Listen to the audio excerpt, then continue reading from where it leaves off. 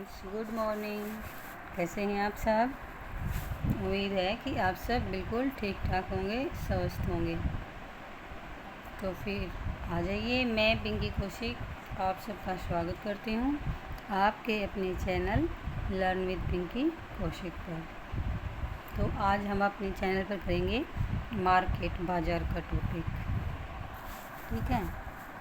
और आप सभी से रिक्वेस्ट है कि वीडियो को पूरा देखा करें, वीडियो को लाइक एंड चैनल को सब्सक्राइब ज़रूर करें। इससे थोड़ा मोटिवेशन मिल जाता है नेक्स्ट वीडियो बनाने के लिए, और कुछ नहीं है ज़्यादा। मुझे लगता है कि ठीक है, कोई आपकी वीडियो को देख रहा है, उसको कंटेंट अच्छा लग रहा है या समझ आ रहा है या नहीं आ रहा है, बस इससे थोड़ा हौसला बन जाता है, और कुछ नहीं है। तो आइए आज हम स्टार्ट करते हैं अपना मार्केट का टॉपिक कि मार्केट क्या है, बाज़ार क्या है। बाज़ार आधुनिक आर्थिक जीवन का हृदय तथा आत्मा है। क्या है बाज़ार? जो आधुनिक आर्थिक जीवन है उसका हृदय और आत्मा है।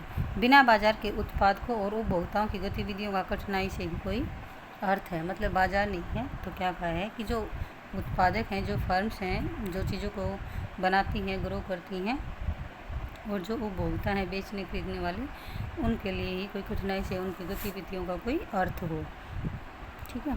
साधारण भाषा में बाज़ार उस स्थान को माना जाता है जहां वस्तुएं खरीदी और बेची जाती हैं। हम सभी भी मार्केट का मतलब क्या समझते हैं कि जहां जो फर्म वगैरह होती हैं, जो वो अपनी चीज़ें वहाँ पे बेच के जाते हैं और हम अपनी चीज़ें खरीदते हैं अपनी ज़रूरत के अनुसार।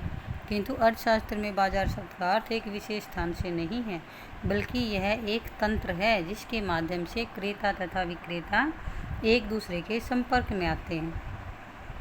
क्या है अर्थशास्त्र के रूप में? तो बाजार एक मतलब अर्थ है, क्या है बाजार का? एक विशेष स्थान है। विशेष स्थान से नहीं बल्कि एक तंत्र से है। मतलब है कि ये तंत्र है, पूरा जाल बना हुआ है जिसके माध्यम से क्रेता तथा विक्रेता एक दूसरे के संपर्क में आते हैं और आपसी सहमति वाली कीमतों पर वस्तुओं का क्रय और विक्रय करते हैं। अब बाजार की कुछ मुख्य विशेषताएं दी गई हैं, देखते हैं इसकी क्या विशेषताएं हैं। फर्स्ट है क्रेता और विक्रेता। किसी बाजार के अस्तित्व के लिए क्रेता तथा विक्रेताओं का आपस में संपर्क अनिवार्य है। केवल क्रेता तथा विक्रेताओं में संपर्क होने पर ही कोई सौदा होता है। अब जैसे कोई फर्म है या फिर कोई कंपनी है, किसान है, वो चीज़ों को बनाते हैं, उगाते हैं, तो वो क्या करते हैं? किसान है, फसल उगाता है, मंडी में बेचते हैं, मंडी से फिर हम लोग लेते हैं। अब मंडी वाला भी तो उससे क्रय ही करता है, वहाँ पे किसान विक्रेता है। लेकिन जब हम मंडी से खरीदते हैं तो हम वहाँ पे क्रेता हैं और मंडी वाले विक्रेता हैं, ठीक है। तो ऐसे ही ये जो एक कड़ी है ये बनी रहती है और आपसी संपर्क इनका बना रहता है। सेकंड है क्षेत्र। मनुष्य की आबादी के पास आपको आसानी से बाज़ार मिल जाएगा। मतलब जहाँ पे मनुष्य की ज़्यादा आबादी होती है वहाँ पर आपको बाज़ार मिल जाएगा। किंतु वर्तमान विश्व में बाज़ार किसी एक स्थान विशेष तक ही सीमित नहीं है। आज के इंटरनेट के युग में ऑनलाइन बाज़ार में तेज़ी से वृद्धि हो रही है कि ऑनलाइन सिस्टम चला हुआ है, आप सभी जानते हैं इस चीज़ को कि आप सभी ऑनलाइन शॉपिंग भी करते हैं, जो किसी भौगोलिक क्षेत्र तक सीमित नहीं है। एक क्रेता एक वस्तु का क्रय करने के लिए ऑनलाइन आदेश दे सकता है। भी कोई भी है क्रेता को न खरीदने वाला हो, किसी वस्तु को खरीदने के लिए ऑनलाइन ऑर्डर दे सकता है। इसलिए आधुनिक बाजार भौतिक तथा आभासी रूप से होता है। थर्ड है वस्तु। क्रेता तथा विक्रेता के बीच सौदा किसी वस्तु या सेवा का ही हो सकता है। विक्रेता और विक्रेता है, सौदा होगा, सौदा के लिए तो कोई चीज़ तो होनी चाहिए कि भाई कोई देने वाला और कोई लेने वाला क्या देगा क्या लेगा, उसके लिए किसी वस्तु का, किसी चीज़ का होना तो ज़रूरी है। इसलिए एक वस्तु बाजार का अंतरंग भाग होती है, ठीक है। प्रतियोगिता के विभिन्न प्रकार। अब जो कंपटीशन है उसके टाइप्स दिखाए गए, प्रतियोगिता उसके विभिन्न प्रकार, ये बाजार की विशेषता में ही आता है। क्या है कि बाजार का प्रकार, वस्तुओं को बेचने वाले विक्रेताओं में, एक सेकंड रुको भाई,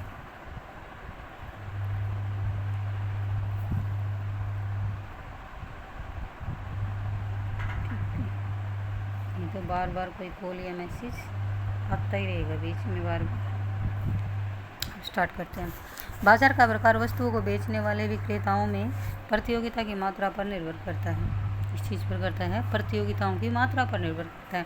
जहाँ प्रतियोगिता की मात्रा अपने आपस में इस बात पर निर्भर करती है कि विभिन्न विक्रेताओं द्वारा बेची जाने वाली वस्तुओं और सेवाओं तथा बाजार में उपस्थित विक्रेताओं की संख्या कितनी है।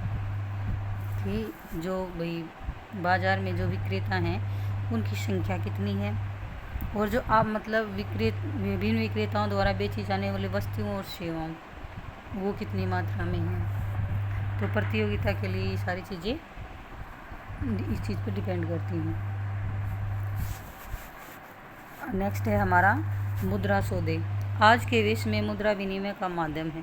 उपभोक्ता बाजार में वस्तुएं तथा सेवाएं खरीदने के लिए विक्रेताओं को मुद्रा देते हैं, इसलिए मुद्रा और बाजार को अलग नहीं किया जा सकता।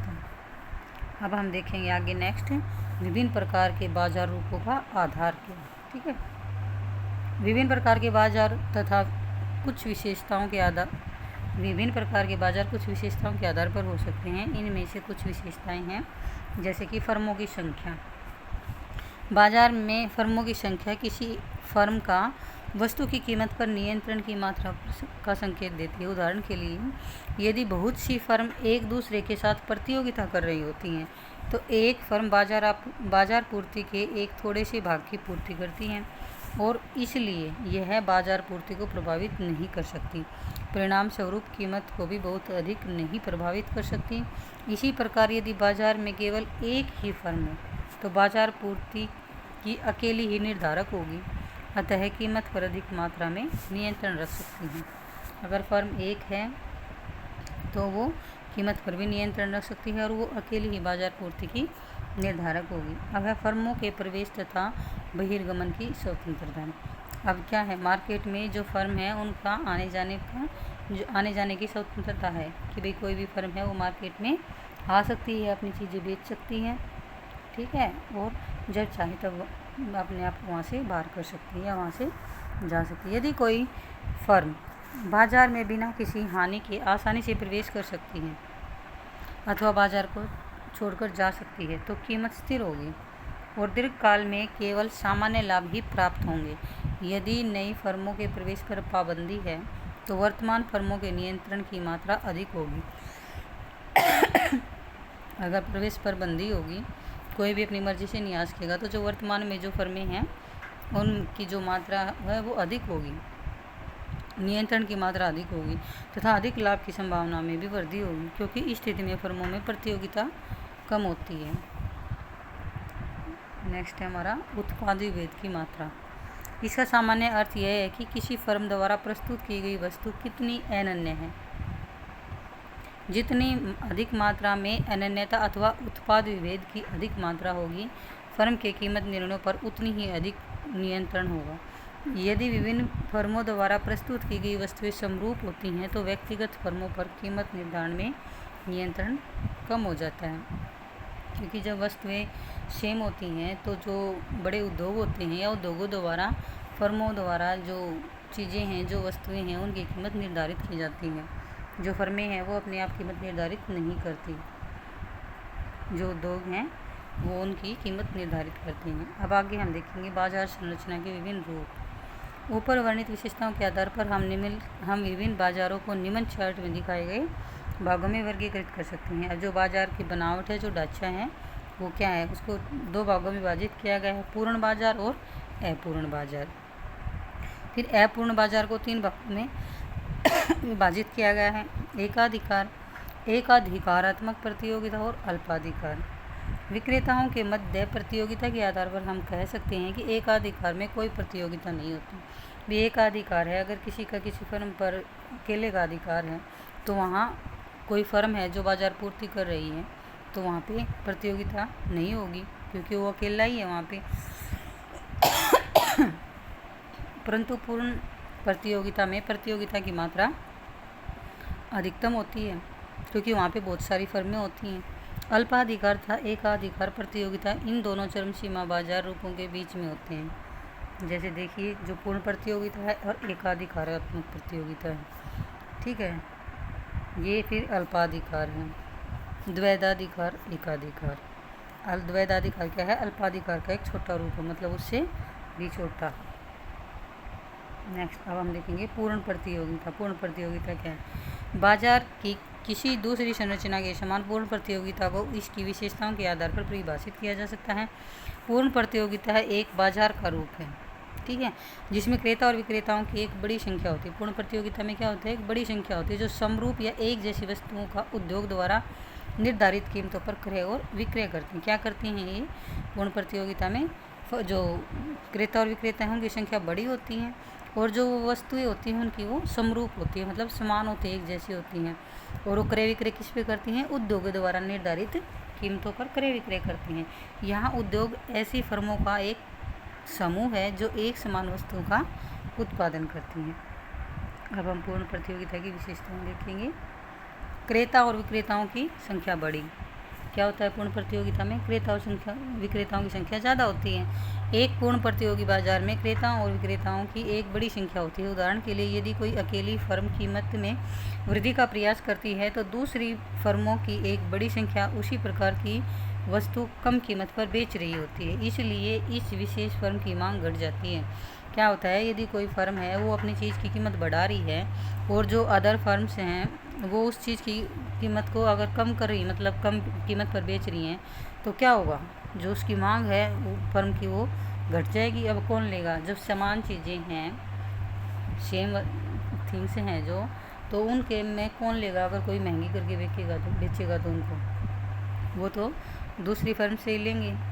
तो उससे क्या होगा? जो उसकी मांग है वो कम हो जाएगी, जो उसे पुनः उद्योग द्वारा निर्धारित कीमत पर वस्तु बेचने के लिए विवश कर देगी। और दोबारा से क्या करेगा? दोबारा से उसे उस वस्तु की कीमत को घटाना पड़ेगा जो बाकी फर्मों द्वारा निर्धारित की गई है, उसी कीमत पर उसको अपनी चीज़ को बेचना पड़ेगा। सेकंड है समरूप वस्तुएं। तो पूर्ण प्रतियोगिता में विभिन्न फर्मों द्वारा जो वस्तु प्रस्तुत उत्पाद हर प्रकार के समरूप होते हैं, मतलब कि जो होता ही हर प्रकार के उत्पाद है जो समान रूप से करते हैं, जिससे कि क्रेताओं के पास एक विक्रेता की वस्तु को दूसरे विक्रेता की वस्तु पर वरीयता देने का कोई आधार नहीं होता। वस्तु की गुणवत्ता, मात्रा, पैकिंग तथा व्यवहार की शर्त आदि में समरूप होती है, मतलब उनकी जो क्वालिटी होती है, क्वांटिटी होती है, पैकिंग होती है, जो व्यवहार वगैरह है, जो भी शर्तें हैं वो सभी समान होती हैं। यह विशेषता संपूर्ण बाजार में कीमत की समानता को सुनिश्चित करती है। तभी तो जो सारी चीज़ें हैं बिल्कुल सेम है, क्वांटिटी, क्वालिटी, पैकिंग वगैरह, तो तभी जो उनकी पूरे बाज़ार में जो कीमत है उसकी समानता को ये सुनिश्चित करते हैं, उनकी ये विशेषता। थर्ड है फर्म कीमत स्वीकारक होती है। जो फर्म है वो कीमत स्वीकारक होती है। फर्म को उद्योग द्वारा निर्धारित कीमत पर वस्तुओं को बेचना पड़ता है। क्या करती हैं जो फर्में होती हैं? जो उद्योग ने जो उस चीज़ की जो कीमत निर्धारित की है उसके अकॉर्डिंग उन्हें बेचना होता है, क्योंकि फर्म का कीमत पर कोई नियंत्रण नहीं होता। जैसा कि आगे रेखा चित्र में दिखाया गया है, बाजार या उद्योग बाजार मांग या बाजार पूर्ति के आधार पर कीमत निर्धारित करते हैं। अब जो बाजार है या जो उद्योग हैं वो बाजार में जो मांग क्या है और उसकी जो पूर्ति क्या है उसके आधार पर चीज़ों की कीमत निर्धारित करते हैं और फर्म को उसके अकॉर्डिंग ही चीज़ को बेचना होता है। इसलिए उद्योग कीमत निर्धारक है और फर्म कीमत स्वीकारक है। जो बाजार हैं और जो उद्योग हैं वो कीमत को निर्धारित करते हैं, इसलिए वो कीमत निर्धारक हैं। और जो फर्म है वो कीमत स्वीकारक है, क्योंकि वो उस कीमत को मानकर, मतलब उस कीमत के अकॉर्डिंग अपनी चीज़ों का विक्रय करते हैं। फोर्थ है प्रवेश तथा बहिर्गमन की स्वतंत्रता। पूर्ण प्रतियोगिता में फर्म किसी भी समय बाजार में प्रवेश करने या बाजार को छोड़कर जाने के लिए स्वतंत्र होती है। मतलब कोई भी फर्म है पूर्ण प्रतियोगिता में बाजार को छोड़कर जाने और उसमें प्रवेश करने के लिए स्वतंत्र होती है। इसका तात्पर्य यह है कि नई फर्म को कहीं से भी ऐसी वस्तु का उत्पादन करने में कोई रुकावट नहीं होती जो बाजार में स्थित फर्मों द्वारा उत्पादित की जा रही है। इसी प्रकार यदि कोई फर्म बाहर जाना चाहती है तो वह ऐसा करने के लिए स्वतंत्र है। फिफ्थ है हमारा पूर्ण ज्ञान। यह विशेषता यह संकेत करती है कि दोनों विक्रेताओं और क्रेताओं को वस्तुओं तथा उनकी कीमतों का पूर्ण ज्ञान होता है। इस कारण किसी भी फर्म के लिए यह भिन्न कीमत लेना संभव नहीं होता। इससे क्रेताओं के लिए एक समान कीमत तथा उत्पादकों के लिए एक लागत फलन भी सुनिश्चित हो जाता है। थर्ड है पूर्ण गतिशीलता। वस्तुएं तथा उत्पादन के साधन पूर्ण रूप से गतिशील होते हैं, इसलिए कोई प्रतिबंध कानूनी या मौद्रिक नहीं होता। यह विशेषता सुनिश्चित करती है कि पूरे बाजार में कीमत के एक समान होने की प्रवृत्ति होती है। सेवंथ है विक्रय लागतों का अभाव। विक्रय लागतें वे लागतें होती हैं जिनका उद्देश्य फर्म के उत्पादन की बिक्री को बढ़ाना होता है, जैसे कि उत्पादन के विज्ञान पर व्यय, क्योंकि पूर्ण ज्ञान तथा समरूप वस्तुओं की मान्यता के कारण पूर्ण प्रतियोगिता में विक्रय लागत पर व्यय की आवश्यकता नहीं होती, क्योंकि जो फर्में हैं वो समान चीज़ें होती हैं, जो एक समान चीज़ें होती हैं, तो उन्हें उसके लिए पूर्ण उसकी ज़रूरत नहीं होती। मतलब कि जब चीज़ें हर तरह से समान रूप से होती हैं तो उनके लिए विज्ञापन वगैरह पे खर्च करने की कोई आवश्यकता नहीं होती। इसका अर्थ है कि यदि लोगों को उत्पाद के विषय में पूर्ण ज्ञान है तो विक्रेता के लिए विज्ञापन के माध्यम से उपभोक्ताओं को शिक्षित करने की आवश्यकता नहीं होती। इसी प्रकार जब वस्तुएं समरूप होती हैं तो कोई ऐसा आधार नहीं होता कि विक्रेता अपनी वस्तु को अपने प्रतियोगी की वस्तु से श्रेष्ठ बता सके। मतलब उसमें कोई भी विक्रेता है वो अपनी वस्तु को श्रेष्ठ नहीं बता सकता, क्योंकि वो सभी की वस्तुएं हर तौर पर समान होती हैं। नेक्स्ट है हमारा मांग वक्र का आकार। पूर्ण प्रतियोगिता में फर्म का जो मांग वक्र है वो क्षैतिजाकार या पूर्णतः लोचदार होता है। इससे तात्पर्य है कि फर्म उद्योग द्वारा निर्धारित कीमत पर उत्पाद की कीमत की मात्रा बेच सकती है, किंतु फर्म कीमत में परिवर्तन नहीं कर सकती। ये कीमत है, ये बाजार या उद्योग है, इसने जो फिक्स किया है उसके अकॉर्डिंग ही ये करेगी। ठीक है। नेक्स्ट आता है जो बाजार का टाइप है या एकाधिकार। एकाधिकार बाजार की एक ऐसी संरचना जिसमें एक अकेला विक्रेता होता है और फर्में द्वारा उत्पादित वस्तु का कोई स्थानापन्न नहीं होता तथा प्रवेश पर प्रतिबंध होते हैं। उदाहरण के लिए जैसे कि भारतीय रेल जो भारत सरकार द्वारा चलाई जाती है, एकाधिकार प्रतियोगिता के अभाव का संकेत करता है। क्या है एकाधिकार? जो प्रतियोगिता है उसके अभाव का संकेत। भी अभाव तो अपने आप होगा। अगर एकाधिकार है, कोई चीज़ है ही एक, तो उसमें प्रतियोगिता क्या होगी? एकाधिकार की विशेषताएं अब हम देखेंगे कि अकेला विक्रेता है। एकाधिकार में वस्तु का उत्पादन करने वाली केवल एक फर्म होती है और समस्त उद्योग इस अकेली फर्म से बनता है। इस प्रकार एकाधिकार में फर्म तथा उद्योग में कोई भेद नहीं होता। अकेली फर्म होने के कारण फर्म तथा वस्तु की पूर्ति और कीमत पर महत्वपूर्ण नियंत्रण होता है। इस प्रकार एकाधिकार में विक्रेताओं के पास किसी दूसरे विक्रेता से वस्तु के क्रय करने का कोई विकल्प नहीं होता। कोई कंपनी ऐसी है जो सिर्फ वही उस टाइप की, मान लो कि कार बनाती हो, तो किसी भी क्रय करने वाले के पास कोई विकल्प नहीं होता कि वो नेक्स्ट, क्योंकि अगर उसको उसी कंपनी की वही कार चाहिए तो नेक्स्ट तो कोई मतलब उद्योग है नहीं, कोई फर्म ऐसी है नहीं जो उसको बनाता हो, तो उसके पास कोई विकल्प नहीं है। और जो अकेली फर्म है जिसका, क्योंकि उसका खुद पे अधिकार है, वो उसकी कीमत निर्धारण भी खुद करता है, उसका पूर्ण नियंत्रण होता है उसके ऊपर। ठीक है। उन्हें या तो फर्म से वस्तु खरीदनी पड़ती है या उन्हें वस्तु के बिना रहना पड़ता है। भैया कोई अकेला उद्योग है, वो चीज़ें बना रहा है, तो अगर किसी को चीज़ें खरीदनी है तो उसके अकॉर्डिंग, उसकी कीमत के अकॉर्डिंग खरीदनी होंगी या फिर वो चीज़ छोड़नी होगी। यह तथ्य एकाधिकार बाजार पर भारी नियंत्रण प्रदान करता है। ठीक है। सेकंड है इसका निकट स्थानापन्न का अभाव। एकाधिकारी फर्म द्वारा उत्पादित वस्तु की निकट स्थानापन्न वस्तु नहीं होती है। यदि बाजार में वस्तु की निकट स्थानापन्न वस्तुएं होती हैं तो यह एक से अधिक फर्म होने का संकेत है। अगर उसकी जैसी कोई वस्तु होती है तो ये बात स्पष्ट है कि कोई एक से अधिक फर्म है, जो को दूसरी फर्म भी है जो उस पर काम कर रही है, इसलिए ये एकाधिकार नहीं हो सकता। एकाधिकारी फर्म का बाजार पर पूरा नियंत्रण सुनिश्चित करने के लिए यह मान लिया जाता है कि वस्तु की कोई निकट स्थानापन्न वस्तुएं नहीं है, भी इसके जैसी कोई वस्तु और नहीं है।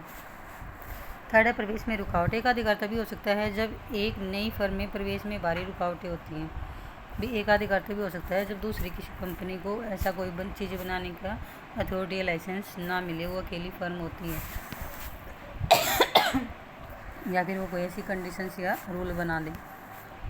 वास्तव में एक बार एक एकाधिकारी फर्म वस्तु का उत्पादन प्रारंभ कर देती है तो कोई अन्य फर्म उसका उत्पादन नहीं कर सकती। इसका कारण यह है कि एकाधिकारी फर्म किसी नई फर्म से जो बाजार में प्रवेश करने का विचार करती है कम लागत पर वस्तु का उत्पादन करने की योग्यता रखती है। यदि एक नई फर्म जो यह जानती है कि वह एकाधिकारी से कम लागत पर वस्तु का उत्पादन नहीं कर सकती तो वह फर्म प्रतियोगिता में हारने के डर से बाजार में कभी प्रवेश नहीं करेगी।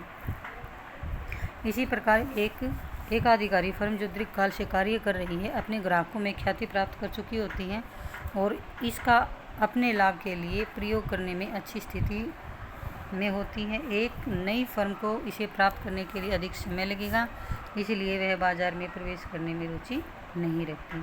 भी उसका अपना नाम हो जाता है, उसकी अपनी ब्रांड हो जाती है चीज़ें, तो वो फेमस तो हो ही जाती है अगर कोई भी है। फोर्थ है कीमत निर्धारक। अकेला विक्रेता होने के कारण एकाधिकारी का वस्तु की कीमत निर्धारण पर पूरा नियंत्रण होता है। भाई वो अपनी मर्जी से कीमत नियंत्रित करता है उसकी। दूसरी ओर यदि बाजार में क्रेताओं की बड़ी संख्या है तो कोई अकेला क्रेता कीमत निर्धारण में महत्वपूर्ण प्रभाव नहीं रखता। इस प्रकार यह एक विक्रेता का बाजार है, इसलिए एकाधिकारी फर्म कीमत निर्धारक है। कीमत विभेद। अकेला विक्रेता अन्य फर्मों का प्रवेश न होने तथा बाजार पर काफ़ी नियंत्रण रखने के कारण एकाधिकारी कीमत विभेद की नीति का उपयोग कर सकता है। इसका अर्थ है कि एकाधिकारी उसी वस्तु की विभिन्न मात्राएं एक ग्राहक को भिन्न कीमत पर अथवा वही मात्रा भिन्न ग्राहकों को अपने ग्राहकों के रहन सहन के स्तर को देखकर भिन्न कीमत पर बेच सकता है। मतलब अगर कोई फर्म है वो अकेली ही है तो वो कीमत विभेद की नीति का उपयोग कर सकती है, मतलब कि वो अपनी मर्जी के अकॉर्डिंग अलग अलग लोगों को अलग अलग कीमत पर चीज़ बेच सकती है। ठीक है, ये इसका मांग की वक्र है, इसका ये मांग वक्र का आकार। क्योंकि एक अधिकारी का बाजार पर पूरा नियंत्रण होता है, इसीलिए वह कीमत कम करके अधिक बिक्री कर सकता है, जिससे मांग वक्र नीचे की ओर ढाल वाला होता है। बाजार में फर्म को प्रतियोगिता के अभाव में उसका मांग वक्र बेलोचदार होता है, जैसे कि ये 21.2 में दिखाया गया है।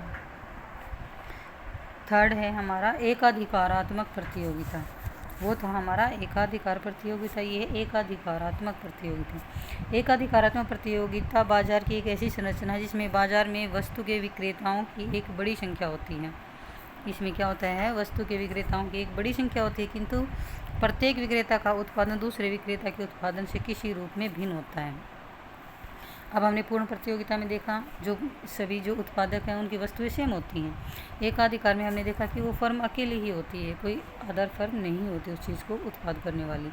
अब एकाधिकारात्मक में क्या है कि इसमें क्रेताओं की संख्या तो बड़ी होती है, जो विक्रेताओं की संख्या होती है वो बड़ी मात्रा में होती है, किंतु प्रत्येक विक्रेता का उत्पादन दूसरे विक्रेता के उत्पादन से किसी रूप में भिन्न होता है। इस प्रकार उत्पाद विभेद एकाधिकारात्मक प्रतियोगिता की आधारशिला है।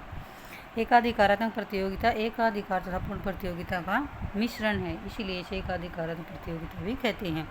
जे.एस. बेंस के अनुसार एकाधिकारात्मक प्रतियोगिता बाजार की एक ऐसी संरचना है जिसमें विभेदीकृत तथा निकट स्थानापन्न वस्तुओं के विक्रेताओं की एक बड़ी संख्या होती है। विभेदीकृत मतलब क्या है कि जो उनका उत्पादन है उसमें विभेद भी हो सकता है, वो अलग अलग भी हो सकते हैं, और निकट स्थानापन्न और वो समरूप वस्तुएं भी हो सकती हैं।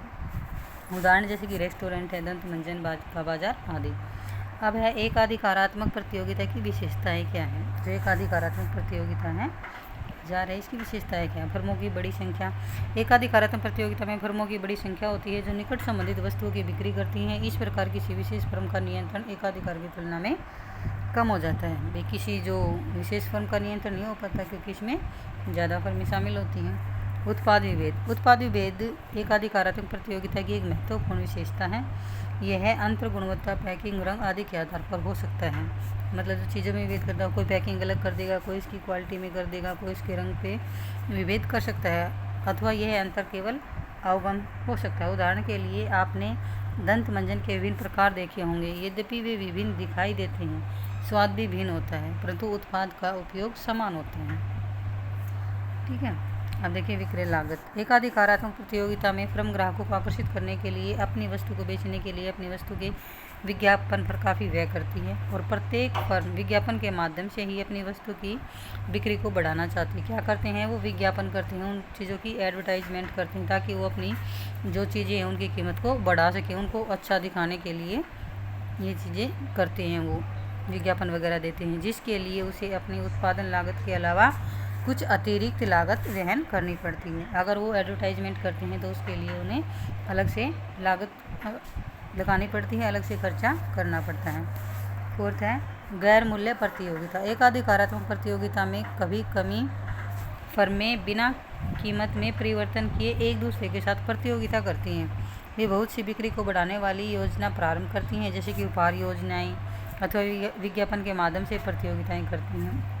तो फर्में क्या करती हैं, कई बार वो क्या करते हैं, चीज़ों के साथ गिफ्ट देना कर देते हैं। कोई स्कीम ले आते हैं और आप ये चीज़ इतनी लोगे तो इसके साथ आपको ये गिफ्ट दिया जाएगा, या फिर उनका विज्ञापन निकालते हैं। इस प्रकार प्रत्येक फर्म संभव तरीके से उपभोक्ताओं को आकर्षित करने तथा बाजार का अधिकतम लाभ प्राप्त करने का प्रयास करती है। फिफ्थ है हमारा इसका मांग वक्र की प्रकृति। एकाधिकार की तरह एकाधिकारात्मक प्रतियोगिता में भी मांग वक्र नीचे की ओर ढाल वाला होता है, किंतु बाजार में प्रतियोगिता होने के कारण वक्र के ढलान की तीव्रता कम होती है, जो अधिक कीमत लोचदार मांग तथा फर्म के एकाधिकार की अपेक्षा कम नियंत्रण को प्रतिबिंबित करती है। नेक्स्ट है हमारा अल्पाधिकार। अल्पाधिकार अपूर्ण प्रतियोगिता का एक महत्वपूर्ण रूप है। किसका है ये? अपूर्ण प्रतियोगिता का एक महत्वपूर्ण रूप है। और अल्पाधिकार में वस्तु को बेचने वाली कम फर्म होती हैं। W.H. फेलनर ने अल्पाधिकार पर कुछों के बीच प्रतियोगिता कहा है। अभी अल्पाधिकार है तो उसमें क्या है? कुछों के बीच प्रतियोगिता होती है। और तो जो ये हैं W.H. फेलनर, इन्होंने इस पर ये अपनी एक पुस्तक लिखी है, कुछों के बीच प्रतियोगिता। यह शीर्षक ठीक प्रकार से अल्पाधिकार का सार है। अल्पाधिकार को साधारण तथा कुछ फर्मों में प्रतियोगिता के रूप में परिभाषित किया जाता है। इन फर्मों के उत्पाद या तो निकट स्थानापन्न अथवा समरूप वस्तुएं हो सकती है। उदाहरण दिया गया जैसे कि मोबाइल सेवा उपलब्ध कराने वाले, खार उद्योग, एयरलाइंस आदि। अब अल्पाधिकार की विशेषताएं देखेंगे हम। इसमें क्या होता है? अंतर्निर्भरता। अंतर्निर्भरता अल्पाधिकार की एक महत्वपूर्ण विशेषता है। जब फर्मों की संख्या कम होती है तो उत्पाद की कीमत अथवा गुणवत्ता में परिवर्तन के विषय में कोई भी युक्ति अन्य फर्मों की प्रतिक्रिया पर निर्भर करेगी। इस प्रकार एक कंपनी की कीमत घटाने की नीति की सफलता इसकी प्रतियोगी फर्म की प्रतिक्रिया पर निर्भर करेगी। उदाहरण के लिए यदि पेप्सी प्रति बोतल 10 रुपये से घटाकर 8 रुपये कीमत कर देती है तो इस कदम का पेप्सी की मांग पर प्रभाव इस बात पर निर्भर करेगा कि कोक की प्रतिकारी जो युक्ति है वो क्या है। यदि कोक की कीमत शुद्ध नीति का समर्थक है और वह कीमत घटाकर 10 रुपये से 7 रुपये कर दे तो इससे क्या होगा? जो पेप्सी की मांग है उसके जो आरंभिक स्तर से भी कम हो जाएगी। नेक्स्ट है अनिर्धारित मांग वक्र। मांग वक्र विभिन्न कीमतों पर वस्तु की विभिन्न मांगों को बताता है, किंतु विभिन्न कीमतों पर किसी वस्तु की मांग को तभी जाना जा सकता है जबकि प्रतियोगी फर्म की प्रतिकारी युक्ति की सही भविष्यवाणी की जा सके। यदि यह संभव नहीं है तो हम अल्पाधिकारी फर्म के उत्पाद का सामान्य मांग वक्र नहीं बना सकते। नेक्स्ट है विक्रय लागतें। अल्पाधिकारी फर्म अपनी वस्तु को बेचने के लिए विज्ञापन, बिक्री, संवर्धन आदि लागतें वहन करती है। ग्रुप व्यवहार। क्योंकि अल्पाधिकारी में कुछ ही फर्में होती हैं, उनमें प्रतियोगिता से बचने के लिए एक साथ आने की प्रवृत्ति होती है। वे गुप्त रूप से बाजार में कीमत और मात्रा तय करने के लिए आपस में मिल सकती हैं। इसका उद्देश्य एकाधिकारी की तरह ही अधिकतम लाभ कमाना होता है। स्पष्ट है कि जब वे एक साथ हो जाती हैं तो ऐसा लगता है कि सभी फर्म एकाधिकारी की तरह एक इकाई बन गई हैं, किंतु ऐसा ग्रुप गुप्त रूप से ही किया जा सकता है, क्योंकि यदि सरकार को यह पता चल जाता है कि सभी फर्म प्रतियोगिता को कम करने के लिए ग्रुप बना रही हैं तो सरकार उनके विपरीत कार्यवाही कर सकती है। ध्यान रखें, यदि लाभ अथवा मात्रा आदि कम करने के लिए फर्म गुप्त रूप से ग्रुप बनाती हैं तो इसे दुर्भिसंधि अल्पाधिकार कहते हैं। जब फर्म स्वतंत्रता पूर्वक कार्य करती हैं और एक दूसरे के साथ प्रतियोगिता करती है तो उसे गैर दुर्भिसंधि अल्पाधिकारी कहते हैं। ठीक है, जब स्वतंत्र रूप से कार्य करती है तो उसे गैर दुर्भिसंधि, और जब गुप्त रूप से ग्रुप बनाकर ऐसा कार्य करती है तो उसे दुर्भिसंधि अल्पाधिकार कहते हैं। नेक्स्ट है कीमत दृढ़ता। अल्पाधिकारी बाजार में फर्मों द्वारा एक बार जो कीमत तय कर दी जाती है आमतौर पर यह परिवर्तनशील नहीं होती, इसलिए कीमत दृढ़ रहती है। यह इसलिए है क्योंकि फर्म को अलग अलग मांग की लोच वाले विभिन्न प्रकार के उपभोक्ताओं का सामना करना पड़ता है। इसलिए कीमत में परिवर्तन के कारण एक फर्म की मांग की मात्रा में परिवर्तन दूसरी फर्म से भिन्न हो सकता है। इसलिए भविष्य में बिक्री की अनिश्चितता उत्पन्न हो सकती है और इस डर से फर्म एक बार जो कीमत निर्धारित कर लेती है उसमें परिवर्तन नहीं करती। अब हम देखेंगे अल्पाधिकार के प्रकार जो अभी हमने देखी। तो अल्पाधिकार को दुर्भिसंधि अल्पाधिकार और गैर दुर्भिसंधि अल्पाधिकार में वर्गीकृत किया गया है। दुर्भिसंधि अल्पाधिकार क्या है? अल्पाधिकार में फर्म एक दूसरे के साथ सहयोग करने का कुछ निश्चय करती हैं तथा सभी फर्मों के लिए एक ही नीति बना सकती हैं। इस प्रकार फर्म एक दूसरे के साथ मिल जाती हैं और एक समान कीमत नीति तथा उत्पादन निर्णयों के आधार पर कार्य कर सकती हैं। ऐसे वातावरण में फर्मों का ग्रुप एकाधिकारी के समान व्यवहार कर सकता है तथा असामान्य लाभ कमा सकते हैं। सहयोगी फर्मों का यह ग्रुप कार्टेल कहलाता है। क्या कहलाता है? सहयोगी फर्मों का यह ग्रुप कार्टेल कहलाता है। और कार्टेल का एक प्रसिद्ध उदाहरण पेट्रोल निर्यात करने वाले देशों का संगठन है। नेक्स्ट है गैर दुर्विसंधि अल्पाधिकार। जब फर्में आपस में नहीं मिलती और एक दूसरे के साथ भयंकर प्रतियोगिता करती हैं तो बाजार को गैर दुर्विसंधि अल्पाधिकार कहते हैं। ऐसे वातावरण में एक दूसरे से प्रतियोगिता करते हुए फर्म कीमत स्तर पर लाभ स्तर को गिराकर केवल सामान्य लाभ के स्तर को पा लेती हैं। ठीक है, क्या है मतलब, या तो फर्में जैसे ऊपर दिखाया गया था कि गुप्त रूप से मिलकर पहले ही बार बार मिल लें किसी चीज़ को, जैसे कि जो फर्में हैं वो बार बार मिलके उस चीज़ की कीमत निर्धारण कर ले कि भी हमें इतना लाभ कमाना है और हमें अपनी चीज़ों को इस भाव में बेचना है, या फिर वो एक दूसरे से कंपटीशन कर ले। तो यही सभी इसमें दिखाया गया है। तो फ्रेंड्स, ये था हमारा मार्केट का टॉपिक। आई होप कि आप सबको समझ आया होगा। Thanks for watching.